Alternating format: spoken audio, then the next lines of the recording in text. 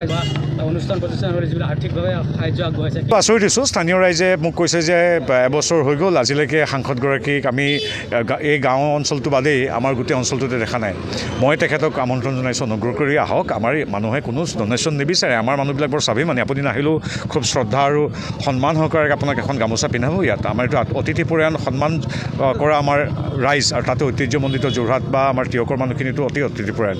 গতিকে তেওঁ আহক, মানুহখিনিৰ লগত কথা পাতক, সুখ দুখৰ খবৰ লওক। কিমান আৰু ইংলেণ্ড আমেৰিকা পাকিস্তানলৈ ব্যস্ত, আৰু তেওঁ যিহেতু ইমানেই ব্যস্ত, গতিকে আমি ৰাইজে আমাক কৈছে যে এতিয়াৰ পৰা আপুনি আমাৰ সাংসদ, আপোনাৰ এতিয়া বিভিন্ন ধৰণৰ চিঠি পত্ৰ কিছু আবেদন আমাৰ হাততে দিছে, সেইবিলাক আমি বিভিন্ন বিভাগ, মুখ্যমন্ত্ৰী বা কেন্দ্ৰীয় চৰকাৰ যাক যাক দিবলৈকে দিম।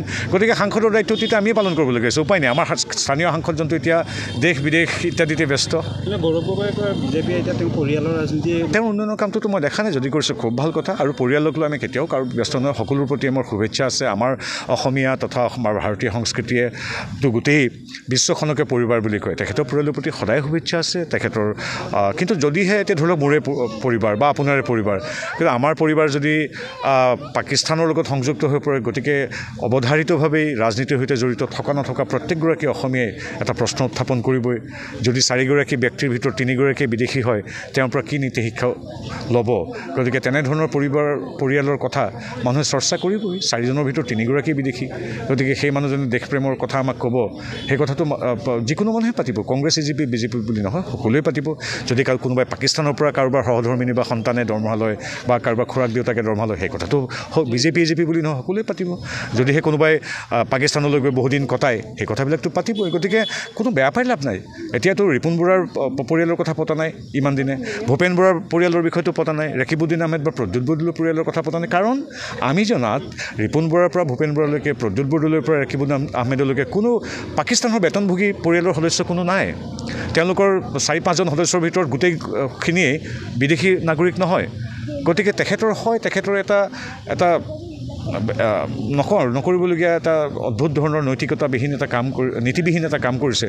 গতিকে তেওঁৰ পৰিয়াল বা তেওঁৰ জীৱন বৃত্তান্তটো অৱধাৰিতভাৱে আলোচিত হ'ব, কাৰণ every action has N opposite and equal reaction. আৰু এটা কথা, অনুষ্ঠান প্ৰতিষ্ঠানলৈ যিবিলাক আৰ্থিকভাৱে সাহায্য আগবঢ়াইছে। আচৰিত হৈছোঁ, স্থানীয় ৰাইজে মোক কৈছে যে এবছৰ হৈ গ'ল আজিলৈকে সাংসদগৰাকীক আমি এই গাঁও অঞ্চলটো বাদেই আমাৰ গোটেই অঞ্চলটোতে দেখা নাই। মই তেখেতক আমন্ত্ৰণ জনাইছোঁ, অনুগ্ৰহ কৰি আহক। আমাৰ মানুহে কোনো ডনেশ্যন নিবিচাৰে। আমাৰ মানুহবিলাক বৰ স্বাভিমানী। আপুনি নাহিলেও খুব শ্ৰদ্ধা আৰু সন্মান সহকাৰে আপোনাক এখন গামোচা পিন্ধাব ইয়াত। আমাৰ এইটো অতিথিপৰায়ণ সন্মান কৰা আমাৰ ৰাইজ, আৰু তাতে ঐতিহ্যমণ্ডিত যোৰহাট বা আমাৰ তিয়কৰ মানুহখিনিতো অতি অতিথিপৰায়ণ।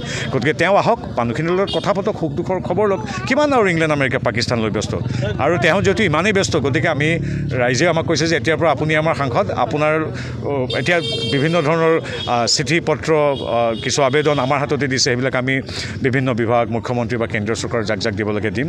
গতিকে সাংসদৰ দায়িত্বটো এতিয়া আমিয়ে পালন কৰিবলগীয়া হৈছে, উপায় নাই। আমাৰ স্থানীয় সাংসদজনটো এতিয়া দেশ বিদেশ ইত্যাদিতে ব্যস্ত। গৌৰৱ গগৈয়ে কয় বিজেপিয়ে এতিয়া তেওঁৰ পৰিয়ালৰ ৰাজনীতি, তেওঁৰ উন্নয়নৰ কামটোতো মই দেখা নাই, যদি কৰিছে খুব ভাল কথা। আৰু পৰিয়ালক লৈ আমি কেতিয়াও কাৰো ব্যস্ত নহয়। সকলোৰ প্ৰতি আমাৰ শুভেচ্ছা আছে। আমাৰ অসমীয়া তথা আমাৰ ভাৰতীয় সংস্কৃতিয়েতো গোটেই বিশ্বখনকে পৰিবাৰ বুলি কয়। তেখেতৰ পৰিয়ালৰ প্ৰতি সদায় শুভেচ্ছা আছে তেখেতৰ। কিন্তু যদিহে এতিয়া ধৰি লওক মোৰে পৰিবাৰ বা আপোনাৰে পৰিবাৰ, কিন্তু আমাৰ পৰিবাৰ যদি পাকিস্তানৰ লগত সংযুক্ত হৈ পৰে, গতিকে অৱধাৰিতভাৱেই ৰাজনীতিৰ সৈতে জড়িত থকা নথকা প্ৰত্যেকগৰাকী অসমীয়াই এটা প্ৰশ্ন উত্থাপন কৰিবই। যদি 4গৰাকী ব্যক্তিৰ ভিতৰত 3গৰাকী বিদেশী হয়, তেওঁৰ পৰা কি নীতি শিক্ষা ল'ব?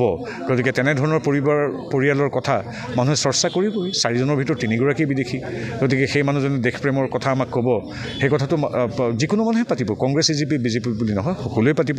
যদি কোনোবাই পাকিস্তানৰ পৰা কাৰোবাৰ সহধৰ্মিনী বা সন্তানে দৰমহা লয় বা কাৰোবাৰ খুৰাক দেউতাকে দৰমহা লয়, সেই কথাটো বিজেপি বুলি নহয়, সকলোৱে পাতিব।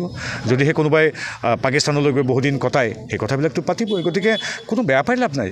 এতিয়াতো ৰিপুণ বৰাৰ পৰিয়ালৰ কথা পতা নাই ইমান দিনে, ভূপেন বৰাৰ পৰিয়ালৰ বিষয়টো পতা নাই, ৰকিবউদ্দিন আহমেদ বা প্ৰদ্যুৎ বৰদলৈৰ পৰিয়ালৰ কথা পতা নাই। কাৰণ আমি জনাত ৰিপুণ বৰাৰ পৰা ভূপেন বৰালৈকে, প্ৰদ্যুৎ বৰদলৈৰ পৰা ৰকিবউদ্দিন আহমেদলৈকে কোনো পাকিস্তানৰ বেতনভোগী পৰিয়ালৰ সদস্য কোনো নাই।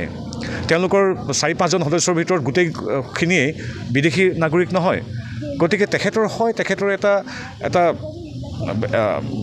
নকৰিবলগীয়া এটা অদ্ভুত ধৰণৰ নৈতিকতাবিহীন এটা কাম নীতিবিহীন এটা কাম কৰিছে।